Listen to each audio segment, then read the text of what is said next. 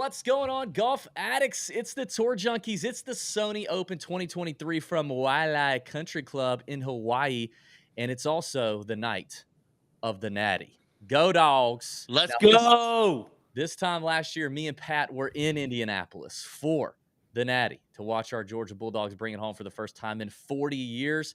And so we're coming at you early tonight because we ain't going to be here at 8:30 or 8 o'clock when the game starts. So you just think that. No, we ain't. No, we We're ain't. not doing that. We're getting this in early, and then we're going to watch the dogs, and then tomorrow we'll have a betting show out, okay? That's just how it's going to go. And, Pat, you look lovely. You got your Georgia shirt on. I got my Georgia shirt on. We got our Georgia shirts on. How you feeling, bud? Feeling good? Man, I'm feeling good. I'm feeling pretty good. We'll see how this game goes. Second year in a row for us in this big game. You and I were there last year for it, and it was a fantastic time. It was freezing cold, but we had a good time. But, I'm excited for this game. Excited for, to get a little new blood in here, too, with TCU. It's going to be a good game, and so we'll see how it goes. But, I'm ready to talk some Sony Open for sure. Yes. But I'm not over the Century Tournament of Champions yet, DB. I'm not. Okay. Yeah. I mean, I was gonna say we're gonna get into this. I mean, Pat told me, he texted me before the show, and he's like, "Hey, I'm gonna need some space up top because I'm freaking pissed." And I said, "Okay, whatever." But just coming up, we're gonna go through all the DraftKings ranges, talk through our picks, our fades, our cash plays, who we think the chalk is gonna be. We've got some listener voicemails, including a couple good ones, but the guy from last week with the head covers, the brother-in-law that bought the head covers called and left us a voicemail. And I'm excited for everybody to hear what he has to say. And then our friend Chalk Bomb Ben called and left us a voicemail and gave us what he thinks our New Year's resolutions should be. Pat, he gave us those. He knows us well. I mean, he knows us well, but he also thinks he's the smartest guy in the room in any room he walks in. Now, we do need to congratulate him for placing and winning over $100,000 in the Circa Millions NFL contest yesterday. So congrats to him, Chalk Bomb Ben, sharp. Maybe NFL. he is the smartest guy in the room. Maybe you kind of like to make fun and say he like walks in his room, walks in a room just immediately saying I'm the smartest guy, but maybe he is. Maybe he actually is. I don't know. Maybe he is, but Pat, I guess the floor is yours. You nearly had the first outright of 2023 on the first week, and then Colin, what happened, buddy? Let me just talk about this for a little bit, okay? I'm not going to go on and on and on, DB. I know we're trying to get a show in here, but I put some effort into the card, as I always do this week, even though no one cares about it. It's the not that anyone cares card, and you gave me a little hate for Morikawa. You didn't like the play, but I put him on there. I stuck to my guns, and that sounded funny. Stuck to my guns. I stuck to my guns. And I put him on the card. And I did give you hate. And there was a lot of people fading Morikawa in the industry. There were. And why? Because of his putting mostly, right? Wow. Yeah, but wow.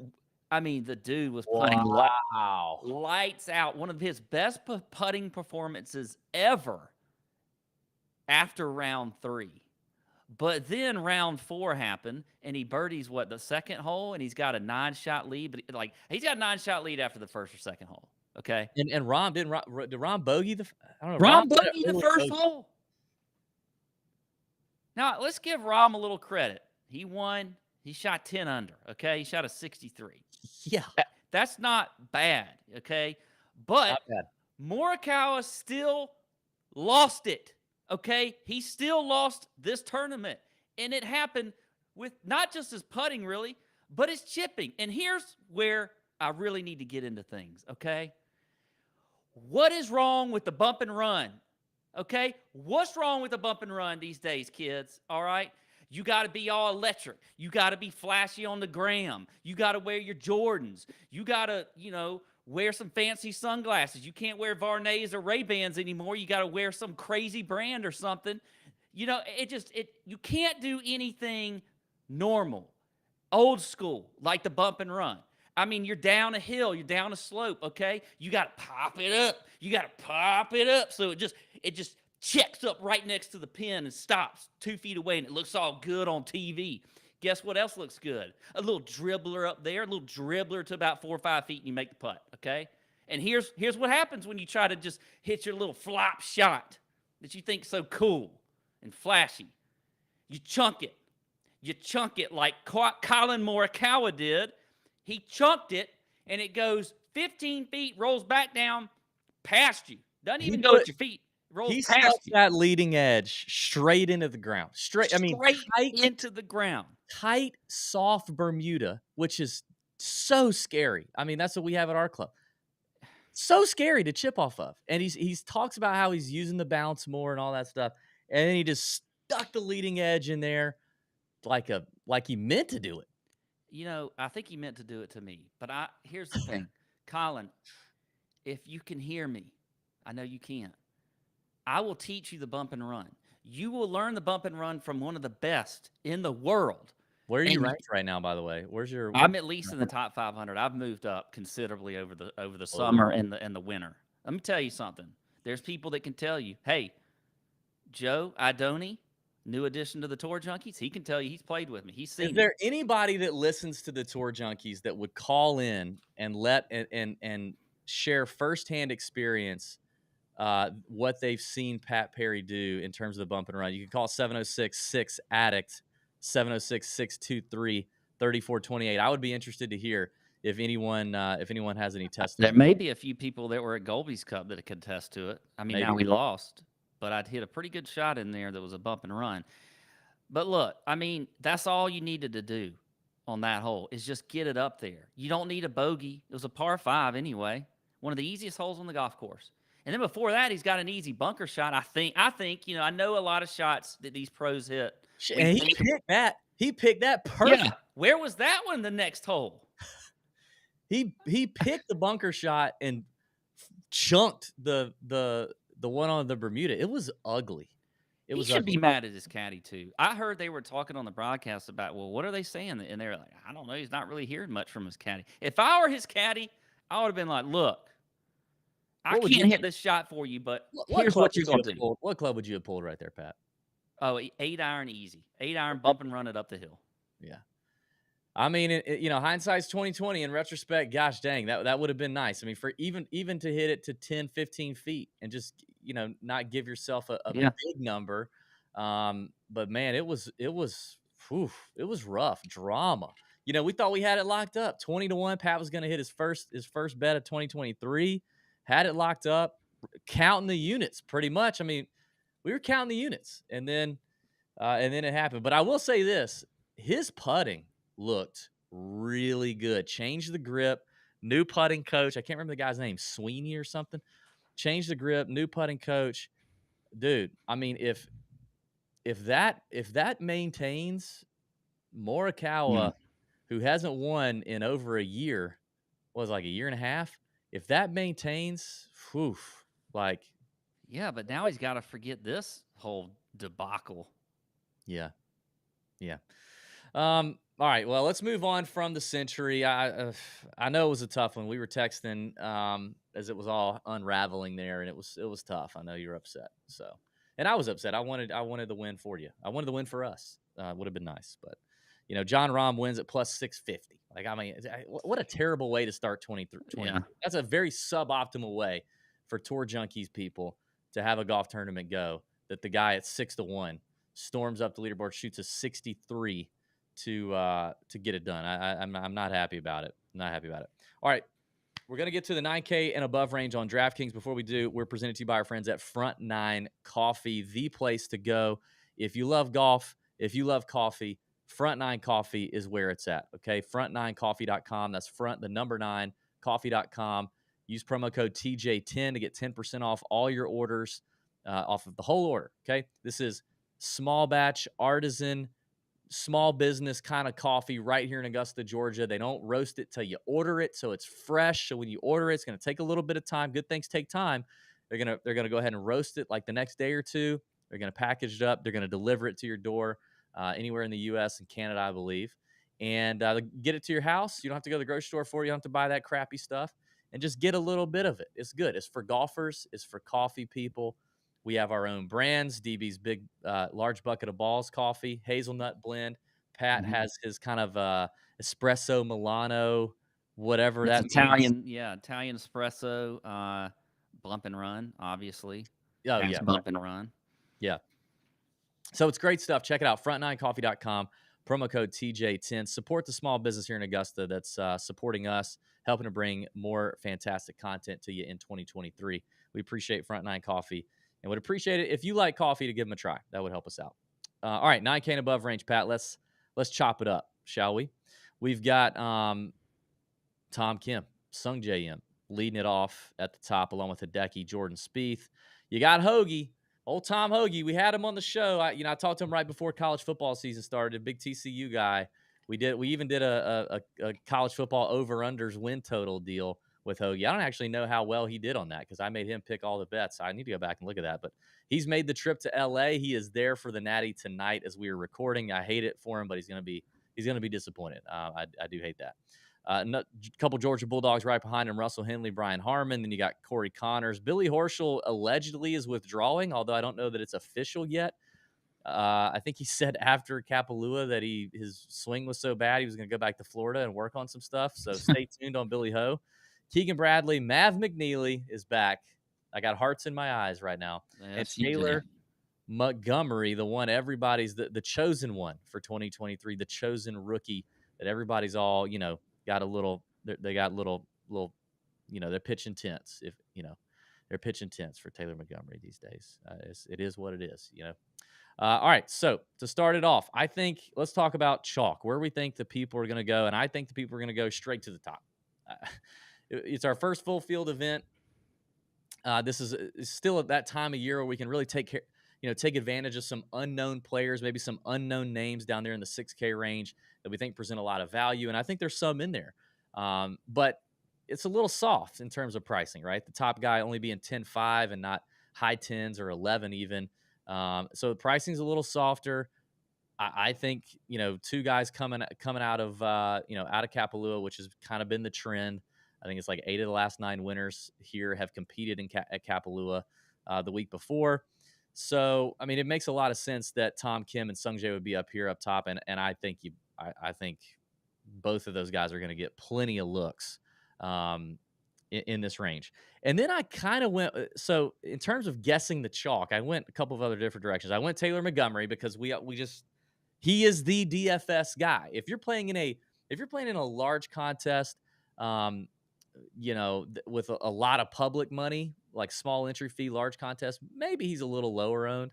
But if you're playing any listener leagues for touts or the Pat Mayo League, or you're playing any of that or some of these larger single entries, Taylor Montgomery is going to get a lot of love. And then I think Corey Connors might be sneaky chalk. Haven't played at Kapalua, and then just with his history here, his record at Waialae, the course fit, I feel like those could be the 4 names I think people are going to go. I think because of the Sung Jae, the Tom Kim, maybe even the Hideki spot up here, I think the guys in the middle of this range are going to kind of get shut out with the exception of Connors. Although I do think Connors is probably my cash, which I don't know that I've ever said this before. I think I would play Corey Connors in cash, Pat. If you were going to start a 50-50 or a double up lineup on DraftKings or FanDuel, I think I would roll with why did I just say FanDuel? Did I just say FanDuel?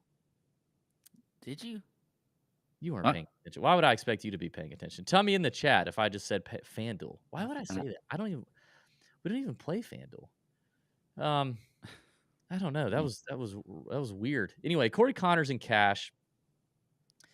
I don't think I am so ready to play Tom Kim this week. I can't even explain it to you. If he's 30%, I think I'm just going to play him at like 50 because this kid's irons are just every week goes by and I just think, man, like surely he's not going to keep doing this, right? He's so young. I mean, the dude, does he have armpit hair? Has he been kissed before? But yet he's going to continue to gain 5 strokes with his irons like week in, week out. Who does that? Nobody does that. Tom Kim does that. He continues to do it. And I'm having a hard time not playing him at Waialae, where everyone kind of hits it to the same spot off the tee. You don't have to be this massive bomber. And you've got these smaller, flatter greens where he can just go pin seeking.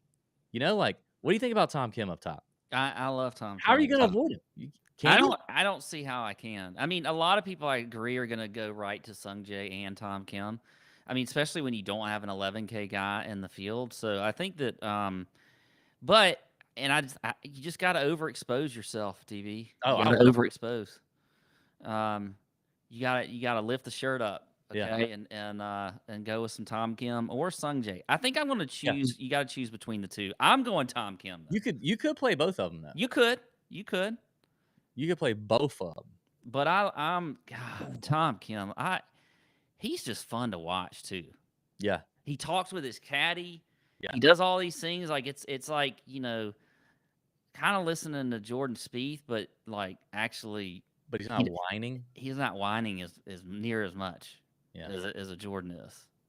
Speaking of Jordan, he's the name I had written down here as a fade. Mm-hmm. And I know I was all over him last week. All over him. Played him in DFS, was all over him. And he wasn't terrible, but he kind of fizzled late. But it's different. Cut of him, he's galore. And while I still think the winning score here is going to be 23, 25 under. I mean, there is no wind projected whatsoever this week early, which is really the only defense at Waialae. But he hasn't been here since 2019. It is a cut event, which scares me a little bit with his volatility, and I got to pay up for him. I don't feel as safe with him right now. And the putter is bad. I mean, and if we talk about how this is an event where, you hit into the same spot, then it's about approach and putting, that concerns me a little bit for Jordan. It's not been really what we've seen him do the best. So I think Spieth might be the fade for me here. Plus, like, I would just much rather have any of those three guys above him. I'd rather have Hideki, Sungjae, or Tom Kim right now. And now listen, if Jordan come Thursday morning is, projected at like 12% or less, I will probably play Jordan Spieth. I just think he's just one of those guys that if he's that low, you just play him. But if he's getting any sort of love at all, I'm fine fading him. What are you gonna do with Spieth? He's so hard to fade if he's under 15%, Yes, isn't he's he? extremely hard. I mean, it's just tough because you sit there and you're looking at Jordan But Spieth. honestly, if he has been and you've played him, you probably over the long haul, that's been a good decision. Yeah, I would agree. I was gonna say Billy Horschel really is my fade here, but if I didn't see, Yeah, as you know, I right. wasn't. There's a few things I wasn't able to do today in preparation for the show, especially being earlier as we're going. But I was gonna kind of fade Horschel here. If it's not Horschel, it probably is going to be Spieth, but I'll get trapped in if he's like like you said, under 15%. I really kind of want to fade Mav though. What about his game would attract you to play Mav McNeely? His putter. But let me tell you something, Pat. Let me tell you something. I'm not playing Mav. Oh yeah, no. I'm not. I thought about it today and I was looking at it. I was like, you know what? I don't want to just play Mav to play him because he's my guy. I drafted him in the Mayo League and all this stuff. And I love Mav. And I still am bullish on his season. I don't want to play him here first event. I would rather wait till we get to the West Coast swing, or like California swing, and see what we have. I want to see what Mav's rocking with. Now we could get a late piece of intel on Mav or something that may change that.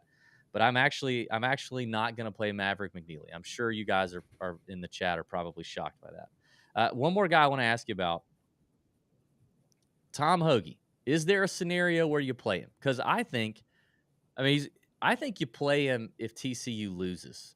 If TCU wins, you don't play him. If TCU loses, you play him.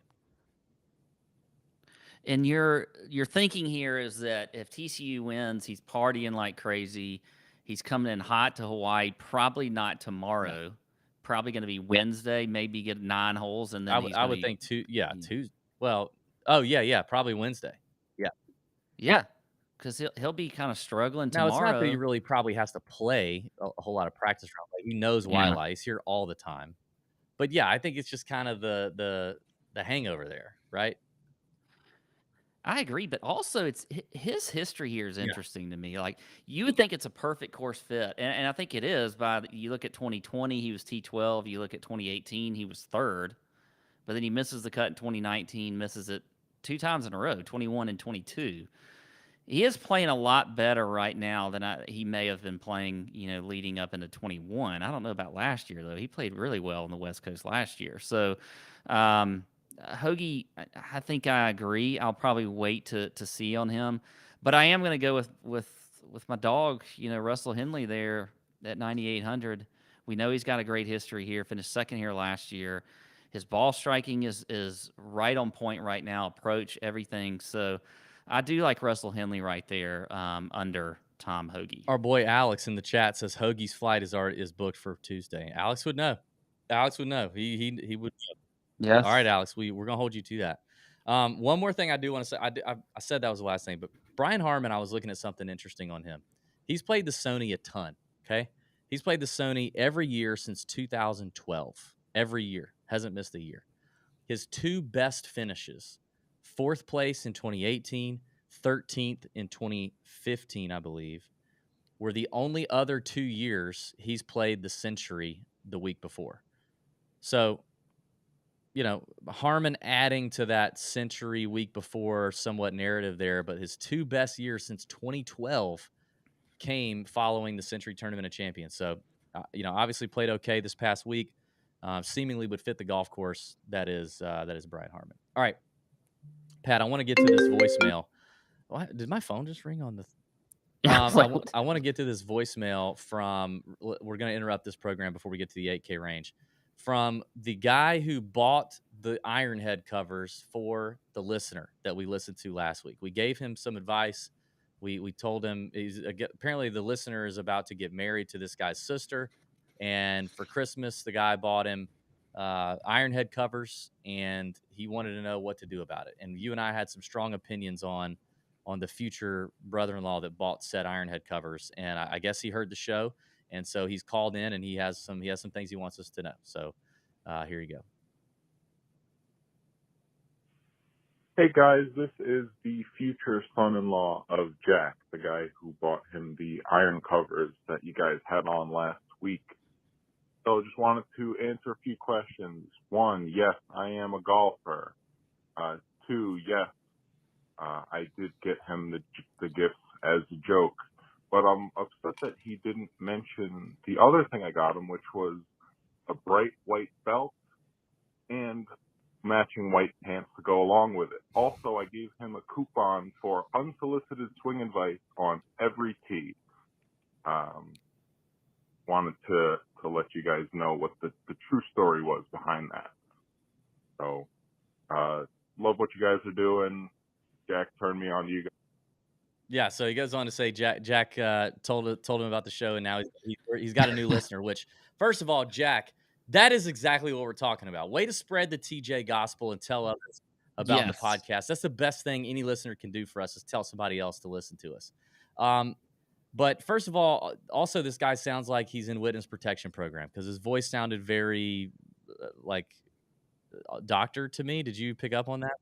Yeah, it had like deep? sort of a club pro guy interview type club deal. pro guy. Thoughts on what he said, Pat? Well, I mean, I think it's a great gift. It's a good gag gift, DB. And he put it all together. Yeah. So all we kind of knew was one side of the story. We knew about the iron head covers, but we didn't know about the white belt, the white pants, the unsolicited advice on these are all things that you just should not do on the golf course. People probably think that the white belt and all that kind of stuff just doesn't happen anymore, or the unsolicited advice. It happens all the time. It happens all the time. And so I like his creativity there. Yeah, I mean, I am now on that guy's team, just for being funny and for having a funny gift, having a little joke at the future brother-in-law's expense, and I'm all for it. Now I will say this, Pat. I'll make a confession here.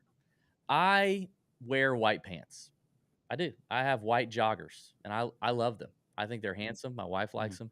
In the summer, they look especially nice. Is that confession cam, by the way? Have you just created confession cam? I don't wear a white belt. not worn a white belt for probably a decade and a half, 2 decades. Oh, but you Yeah, have yeah, I used to wear before. one. Back in the Canelo Villegas Okay. days, I wore a white belt. Um, Mhm. but the white pants thing, I can get down with. I think it looks clean, and if I'm feeling like it's going to be a good ball striking day and it's dry out, I'll wear the white pants. If I feel like the swing's kind of God knows, and it's wet, I won't wear the white pants. You don't want to get mud on your shins on that. No. If you hit one like if you chunk one like Colin, that's where you end up. But I have white pants, so. Yeah. But shout out to that guy for calling in and being funny. I'm now on his team, and I apologize for anything we did to make fun of you. All right, AK range. We ready? AK range starts with KH Lee at 8,700, ends with Emiliano Grillo at the 8K spot. And I think the cash lock for me if you're playing 50-50s or double ups on DraftKings, the cash lock, Pat, may surprise you. I think it's KH Lee at 8,700. KH is playing great. Mhm. And I like him in the birdie fest. He's won the Byron Nelson back-to-back years, and what the winning score there's like 28 under. We know he can go low. And coming off his first appearance at the Century Tournament of Champions, I love that. Here he comes to Sony for the first time since getting to play in the Century, I believe, right? Wasn't that his first time at the Century? I could be wrong there, actually. Let me see. No, he played at the Century last year. So what did he Yeah. do at the Sony? Last year finished 48th. The year before that, 19th. 2 missed cuts in prior tries. But I like where the game's at right now. He's hitting the ball well. He's scoring. I like KH Lee. I think the chalk is going to be Keith Mitchell at 8,300. It has a lot to do with the course history here. Really solid. And I will say that the 3 best years for him, 2022, 2021, 2019. Listen to this. This is he bucks the trend. Those 3 years, the Sony was his first event of the year.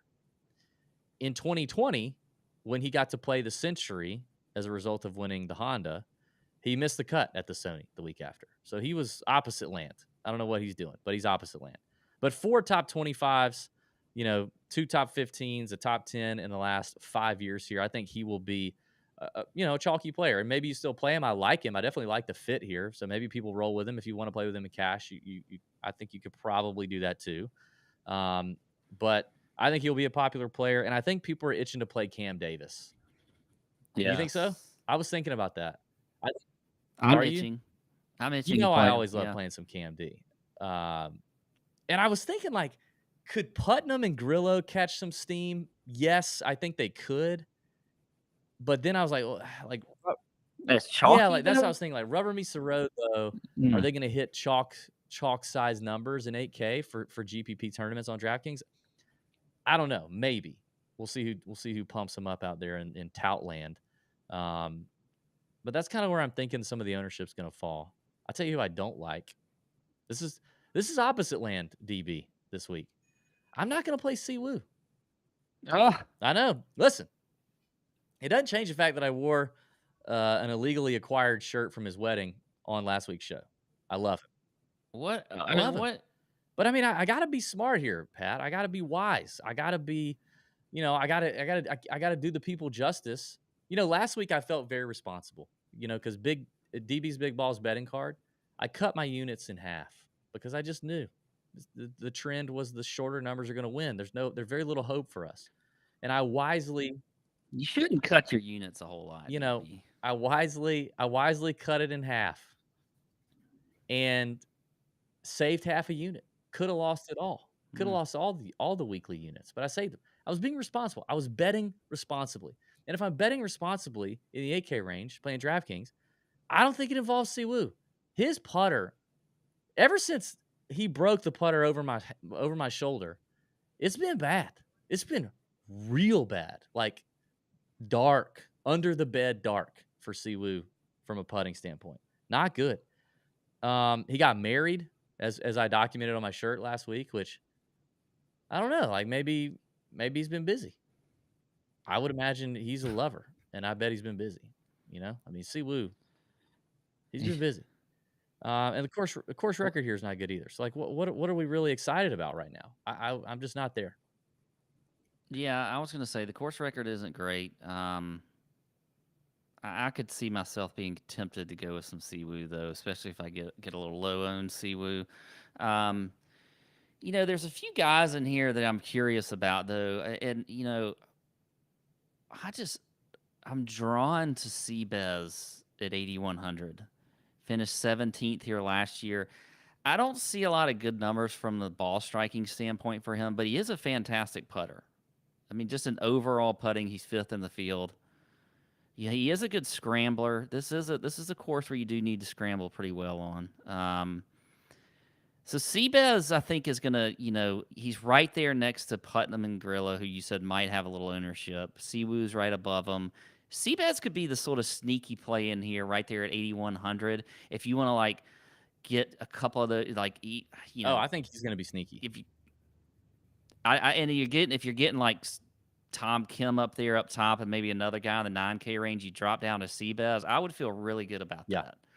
So Seabez is kind of my sneaky good GPP play in here. I feel like I'm going to play Cam Davis, even though you say he might have a little bit of, he might be chalky. I like KH Lee as well, too. I mean, he's just, like you said, he's a scorer. They're going to get good scoring conditions. I mean, what do we typically see? 21, 22 under, somewhere in that range, win this golf tournament when they do have good scoring conditions. So KH Lee is another one who I had written down, too. Probably going to stay away from Keith Mitchell, even though he is, does have the good history here. But I feel like I'm going to avoid some Keith Mitchell this week. He didn't really excite me. I was kind of surprised to see the history here, too. Yeah, really good record here, though. All right, let's get going to the 7K range, Pat. Before we do, the Nut Hut crushed it last week. Great start to 2023. If you're not in the Nut Hut, you're missing out, including Pat starting off Thursday's round one with his official Prize Picks card that he dropped in Pat's Wine Cellar, exclusive Nut Hut content. That was a 15x 6 of 6 Prize Picks hit, which just got the week off to a tremendous Prize Picks start, especially. Just right off the bat. Yes. It was fantastic. I did not have a good round one in Prize Picks, but I made up for it. Ended up having a profitable week on my Prize Picks plays. Overall, for Prize Picks, you and I went 32, 17, and 3.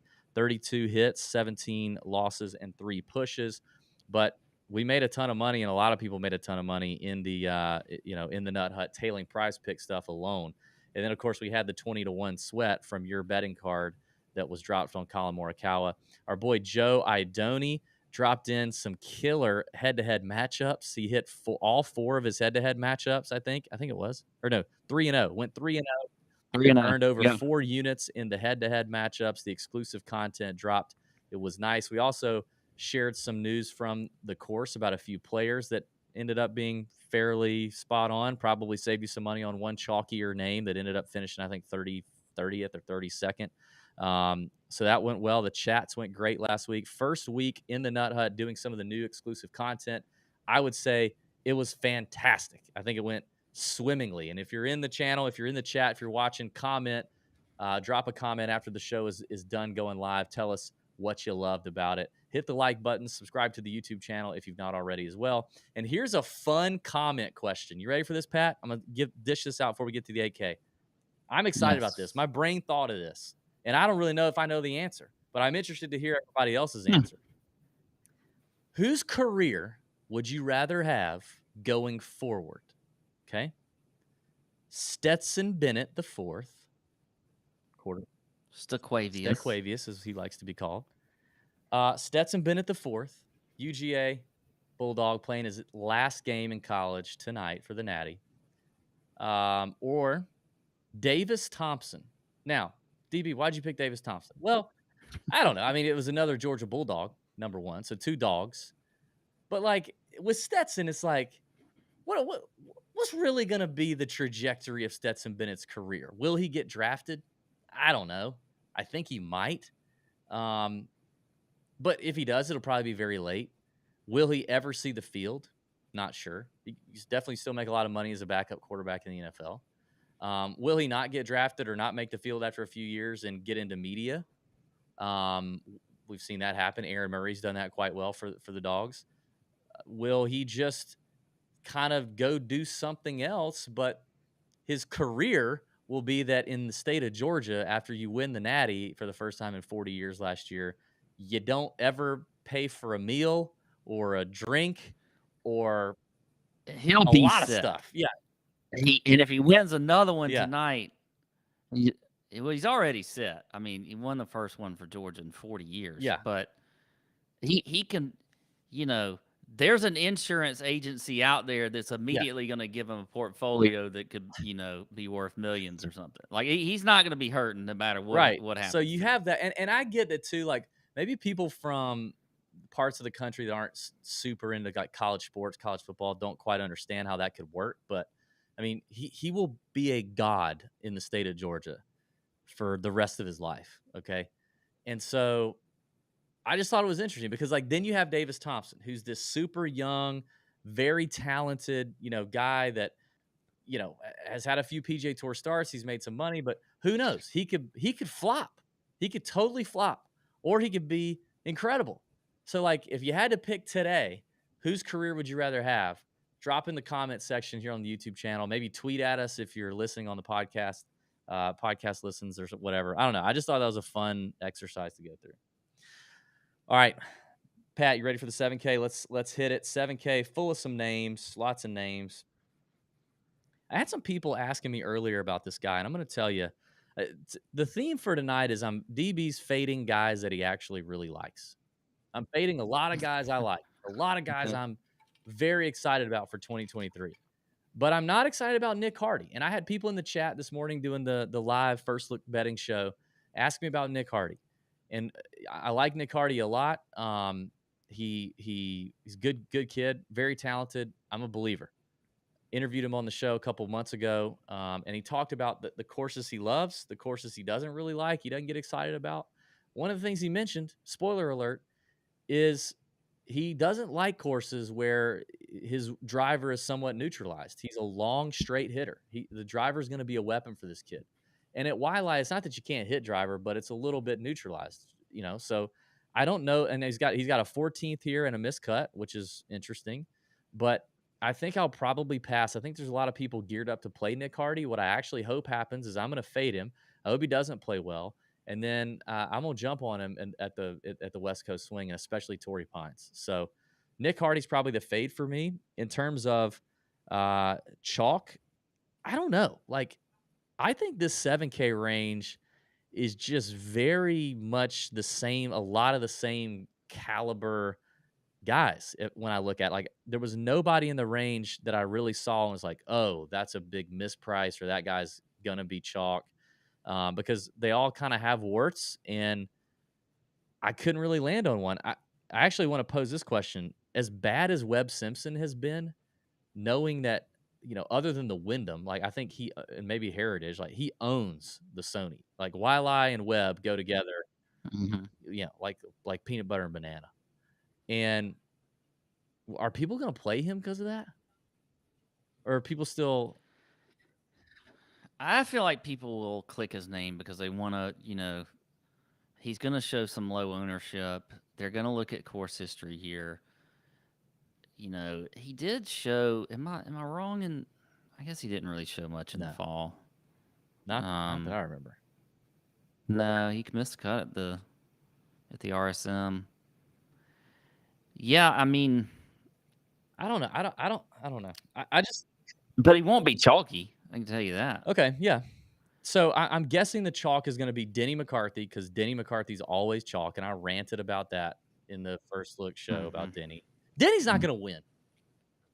Denny's not ever. No, or will what do you mean? Like he's not going to win this week, I or like ever he could, but he ain't winning this week.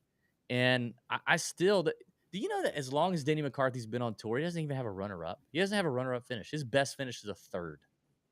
And doesn't it feel like when you look back over his year last year, doesn't it feel like all his like top 10s were just very like Kuchar at a major backdoor, just late night robbery top 10s that he just... Tell me the last time you remember Denny being in one of the final groups on a Sunday, last group or second to last group on a Sunday, and had a lead on a Sunday. Do we know? Has that happened before? I don't know if that's happened. I feel like usually though, when you're looking at Denny, it's the stats draw him to you first. Yeah. But in this case here, at least and I've got a little small condensed, stat model for me this week, and McCarthy is not showing up anywhere on Hmm. that. So I don't feel like I'm going to get Well, drawn I to think him. people get on him because the putting contest sometime, and I get that, and I mean it can happen. Yeah. So I'm thinking Denny, and I'm also leaning Poston potentially as chalky coming off of Kapalua, fitting that trend and just the course fit in general. And I think people are also eager to continue to play Alex Smalley after his fall, which I don't blame him. I mean, he had a tremendous fall. So I think those names, probably Denny, Poston, and Smalley, will be the most popular here. But I don't think anybody here really gets super chalky. I don't. I don't, but I think that's a good thing, Yeah, and I think this is where you can really make some important decisions and drill down your research and find some guys that can win you a GPP. Another guy up here that's at 7,600 who played really well in the fall after coming off the Corn Ferry Tour is Will Gordon. yeah, He's right there at 7,600. He intrigues me. Had a top 15 at the RSM. He was T3 at the Worldwide Technology. So Will Gordon he's interesting to me, and he did miss the cut the two times he played here in 2020 and 2021. But he's got seems the like he's a stats. different You look at player his now. ball. I think he is. I think he is. He's a good ball striker. I looked at good drives gained instead of just driving accuracy. He's top 20 in that stat as well. So Will Gordon to me is someone I think that could be an interesting GPP play. And then right underneath him too, Hayden Buckley, another guy, great ball striker, great approach play, top 10 in good drives gained. He's had some flashes where he's contended in some tournaments, at least leading up to Yeah, Saturday. I think he could be another one that could make some sense here. He did play here last year for the first time and finished T12. So Hayden Buckley also interests me in this 7K range as a GPP play. Gordon's biggest weapon is that driver. I mean, he is a mauler. He's arguably, I mean, he could be one of the top 3 to 5 longest guys on the PGA Tour. And you think about that, like Justin Thomas, bomber, right, has won the Sony, opened with a 59 at Waialae one time. So I mean, he could club down, or he could take some really aggressive lines, and we'll see what happens. So Gordon is interesting, and he does feel like a different player to me. Up top, like, because I do like Alex Smalley, and I like JT. I like both of those guys more than Denny McCarthy. And I think I would roll JT Poston in cash this week. I think good for him to get to play the Century, um, and played okay. Made plenty of birdies, did his thing. This will be his 5th trip around Waialae. I like him in cash, 50-50s and double ups. But if I'm looking for a pivot in the high 8K or 7K range, I think it might be Harris English for me. And I know I kind of like, dipped my toe in the Harris English waters in the fall, think like ready for him to come back. He's fully healthy now. We think, at least from what Yeah. I hear. But I was hoping to kind of catch it early if that really elite ball striking and iron play stretch that we saw him have. Because I mean, he was really, really hot with the irons and the ball striking for a good minute there. I was hoping to kind of be on the front end of that, but he did. It wasn't incredible, but he showed signs. The Shriners gained 3.7 strokes with his approach play. That was encouraging. I don't know. I just think more time to rest, more time to uh, get the groove back. I think English is an interesting name up here, and a guy that I think if he is on, unlike Denny, I think Harris can close the door and possibly get me a win from a guy in the 7K range. So I think he's an interesting pivot. And then the last like pivot play I'll give you, I think, is going to be Russell Knox. Now, we heard this last year. I think it was late, maybe during the Open Championship. Our friend Diane Knox, his sister, told us that Yes. he didn't he have like vision problems, that he was like Yeah. undiagnosed or something. Yeah. And she's like, and hopefully, Which is not good when it comes to yeah, this and she's like, game hopefully for that'll help golf. his putting. I was like, yeah, hopefully it definitely helps his putting. But since then, I mean, if you look, he's not had quite the Emiliano Grillo turnaround consistency. But like starting at the Rocket Mortgage in July, he's gained a heck of a lot more strokes putting than he's lost. And the iron play has been extremely good. I mean, look at his iron play at the RSM and the Houston, and he's very familiar with Sony. And it's been a lot of feast or famine, a lot of miscuts, but a 13th, an 11th, a 10th, a 32nd, a 7th last year. And it really all boils down to the flat stick for him, even in those years he's played the Sony. So I think Knox could be, he's kind of one of these guys, like, we've been playing this long enough. Everybody's kind of tired of him. And I think you just kind of glaze over his name and you just go, okay, I'm going to Ben Griffin, the young rookie, had a hot fall. And I like Ben Griffin. But I think it's easy to kind of forget about a guy like him who literally may have just got LASIK and now he knows how to putt. I mean, that could be it. I don't think that's it, but you know what I mean. All right, let's move on. Let's get to the 6K range. We got to button this up, Pat. We got more fun stuff to get to here. Listener voicemail, 6K range. I don't have a ton, but there's a few. I don't think I'm probably gonna have a ton of exposure to this range, but I'll give you a couple. I'm gonna start with another rookie. Where is he? Where'd he go? Let me search him here on Fantasy National. Yeah, a guy who kind of turned it up later in the fall, Ben Taylor. I like rookie Ben Taylor. Only had one missed cut in the fall. 3 top 25s, including a 3rd at Houston, 21st at the RSM Classic. Iron play's been solid. Putter is hot. If you look at his overall performance on the Corn Ferry Tour last year, checks a lot of boxes that would seemingly work quite well here at Waialae. So I like that. I'm gonna go, and then I'm gonna go with a couple of old farts. I'm gonna go with a couple of old farts. Do we remember, Pat? We've been doing this 8 years. I know where you're going. What? Where do you think I'm going? I know which player I think you're about to talk about. I don't know if you do. Do we remember how much Stewart Cink loves the Sony?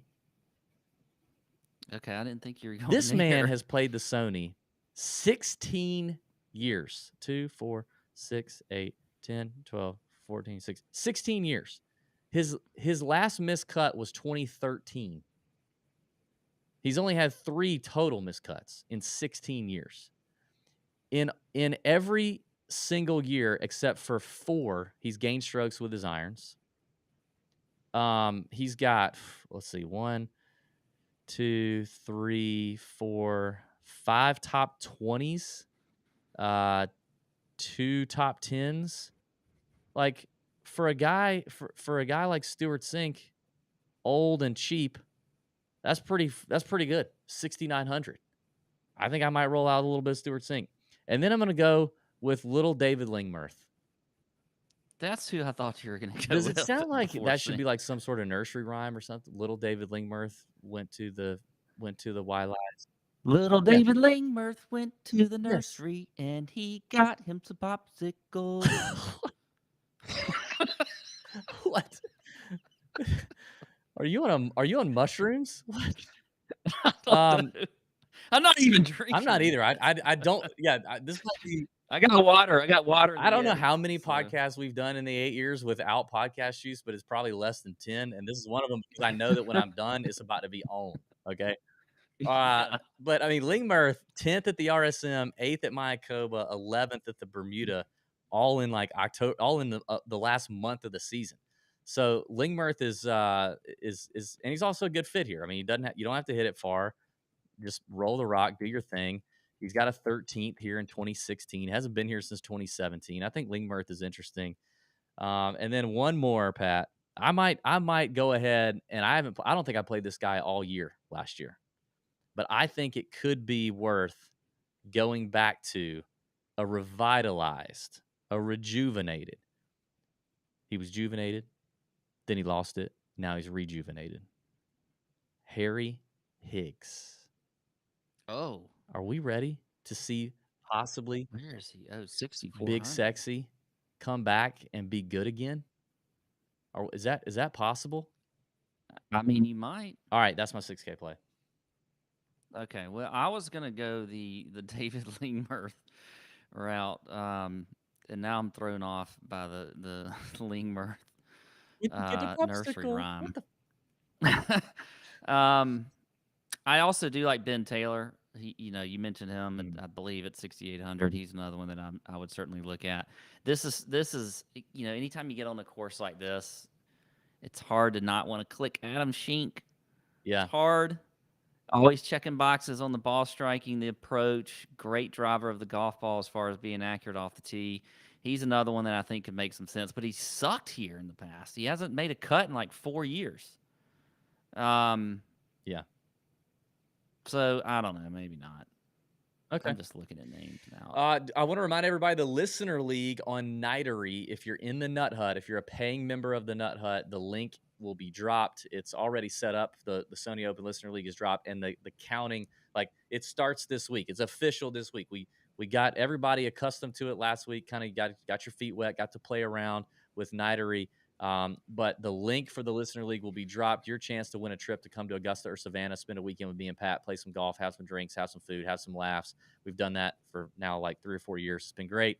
So if you're not in the Nut Hut, you can't participate. There's a lot of things you can't do or get if you're not in the Nut Hut. So I don't understand why you wouldn't be in the Nut Hut.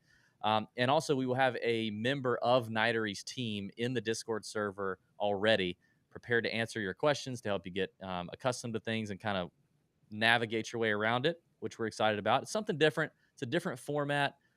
It's free to enter. It's just something fun. So Listener League now will start this week officially.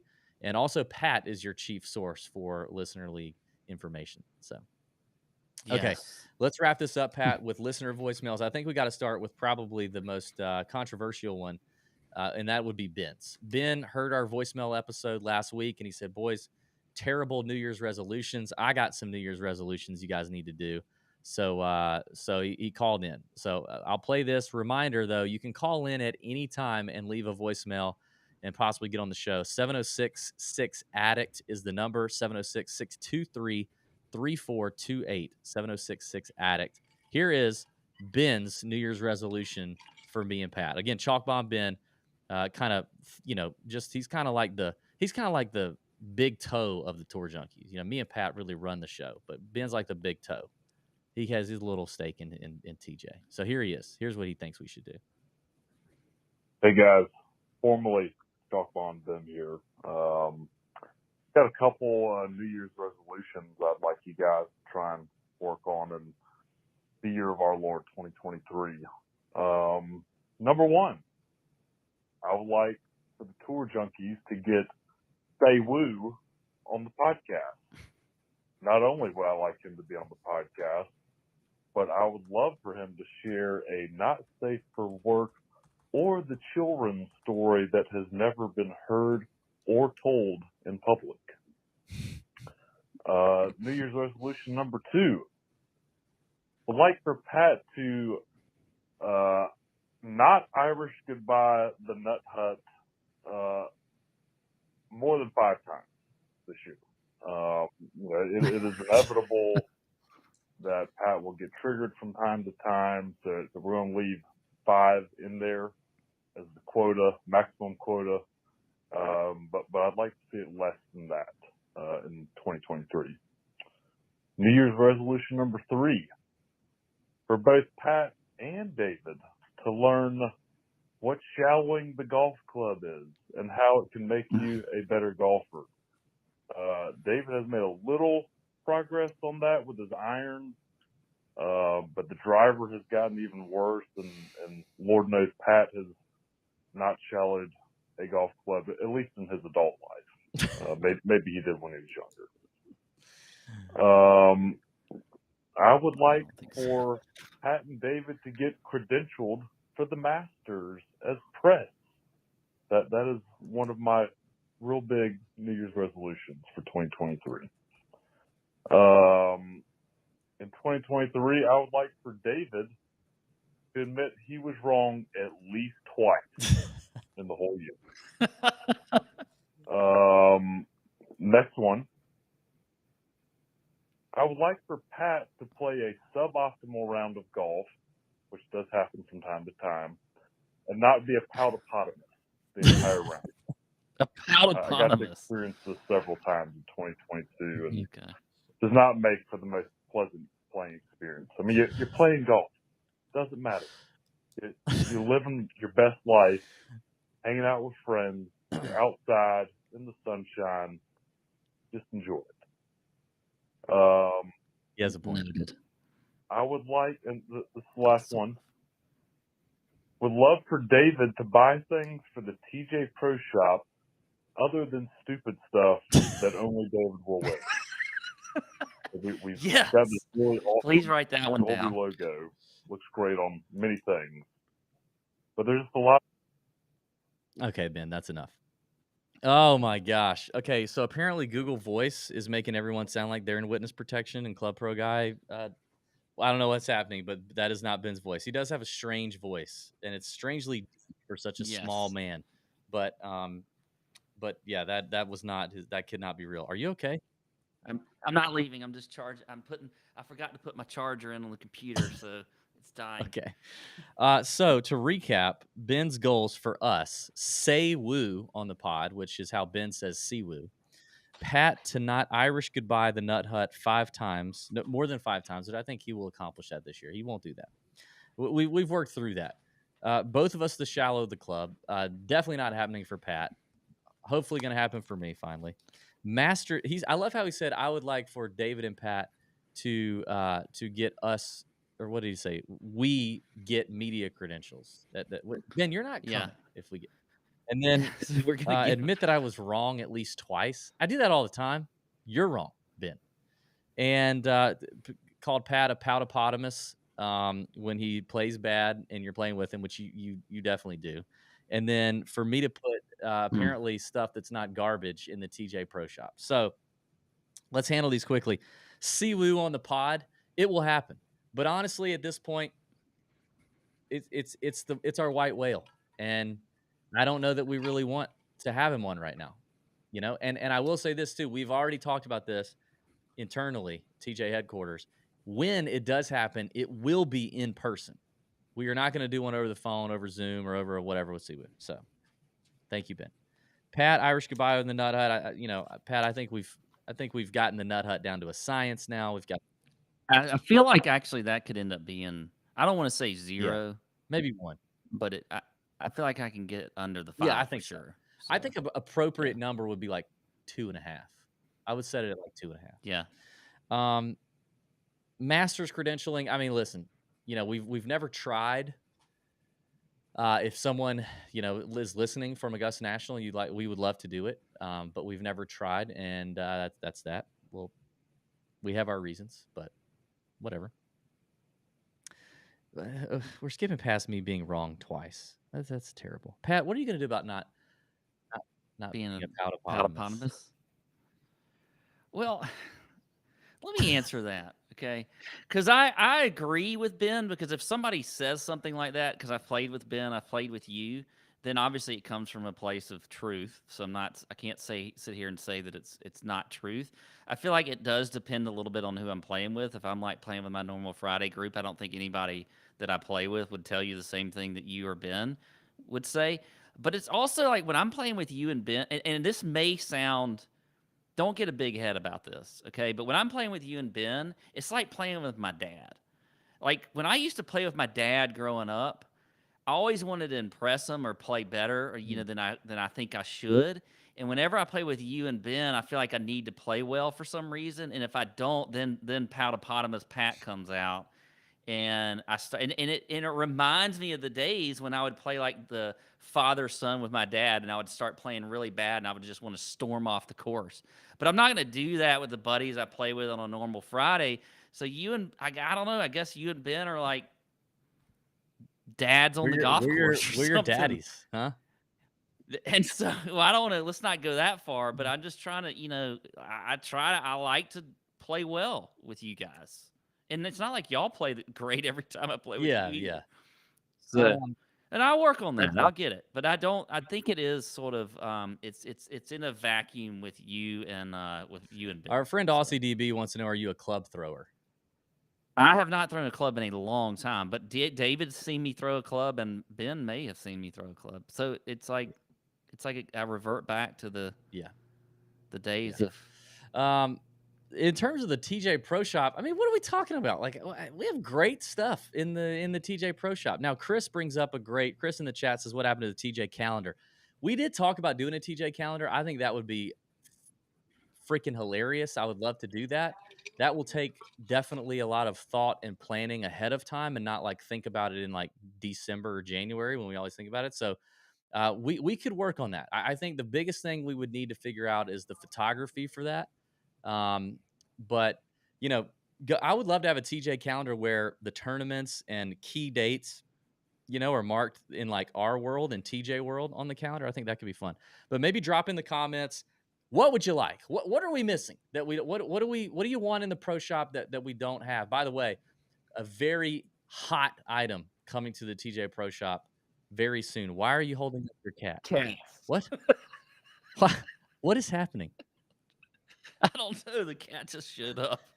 Um, They're not allowed up here, but somebody has left no, them up okay. there. Very hot item coming to the TJ shop. I'm excited about it. As excited about any item we've had in the TJ shop, maybe ever. So I'm very happy about it. Hope to have that in the shop this week whenever it arrives. So be on the lookout for that. All right, Pat, let's take one more voicemail and then we're out. And it's from our friend Aussie DB who is in the chat, and we can end on this. G'day, boys. It's Aussie DB from Down Under checking in. The start of the year, PGA Tour season. Looking forward to it. I want to know what your thoughts are on Live Golf, particularly Pat's thoughts. I know that he was against the movement when it first started. You guys have had some experience with it now. Can the two tours come together? Can points for world rankings be allocated to live golfers who are clearly some of the best in the world? Not all, but some for sure, particularly Aussie Cam Smith, who I know enjoys coming on the show. So please, share your thoughts. A bit on Greg Norman, a bit on Rory McIlroy's feud, and let us know what you think. All right, Aussie DB calling from the land down under wants to know. He's geared up because Liv is bringing a golf tournament back to Australia, and I know he's pumped about that. I know a lot of our Aussie friends are pumped about that. So I guess specifically, Pat, we can start with you. Obviously, we could talk about Liv for a long time, and we've done content around it. So we're not going to do that tonight. But Pat, I'll let you go right now. I've definitely changed the tune I had at the beginning of it. I feel like I'm accepting it more than I did. I don't like anything that divides the game of golf. So, and you can not just say that's Live in this case, you could actually say that's also the PGA Tour in this case, because they're both not talking to each other. The way things are going right now, I do not believe that they can talk to each other and coexist. There's a lot that'll have to change, especially up at the top of both organizations. And I'm not, advocating for any of that other than to say that I don't feel like the way they are right now, there's going to be any coexisting. That said, personally, I don't feel much of a stake in Live Golf as far as watching it and like being that passionate about it, which I've said this all along. For me, sports is a lot about passion. If you had a video camera on me tonight watching the Georgia Bulldogs play in the national title game, you would see where that passion comes from. And you would also see it if you were watching me, with my dad watching the Masters on Sunday or something like that. I don't feel like I'm going to get that out of Live Golf yet, but I am more accepting of it. I get why players want to do it. It is different. I think they're doing some good things in the game of golf as far as changing, the way we may look at it, the way we may look at tournaments. But right now, I feel like it still remains to be seen what the end is going to look like. And I would like golf to be better after it's all said and done. And right now, I don't see how that's where we are at the moment. That would be my answer. It definitely seems like it's either going to be it's either just going to be completely fractured as it is right now, or it's all going to collapse in terms of like everything's going to have to give in, and Liv's going to have a TV deal, Liv's going to have world golf ranking points, and then before you know it, the pressure is going to be applied, and the tours are going to have to play nice, and we're going to have two golf tours that are solid golf tours. It feels like there's going to be one or the other, not a whole lot in between, which probably makes sense. I get that. So I think it's going to be interesting. I am obviously I had a unique experience being media at a Live event back in the fall, and I've documented all that in a video that's out on YouTube and the podcast feed. So we've got some interesting perspective there. We've got really good friends that are playing on Live or a part of Live in Charles Howell, HV3. So having talked to those guys and kind of gotten their perspective on things definitely gives us maybe a different perspective than other people in the space or the industry. So I'm interested to see how it's going to go for 2023 because I do think the team element, and if they lean into that and they get it figured out on the front end before the first tournament, there's no changes and stuff, and they're not like changing up the game, 3 events in like they kind of did last year. If they're not making it up as they go and they come out hot in February with the team element and they get a TV deal, I think it could be compelling to watch. I think it could be more compelling to watch than people want to give it credit for. Do I prefer a Yeah. full field event with cut and 4 rounds? Yes, I do. Yes, I do. I don't want limited field events. I just don't. But that also means I'm not super excited about some of these designated events that the tour's having. So anyway, we could go on for this for a long time. That's it for us tonight. Thank you for watching. Thanks for checking out the Tour Junkies show. May your screens be green. Bend over your bookie. Pat's playing with his cat. All right. Now the dog's up here. Go Dogs!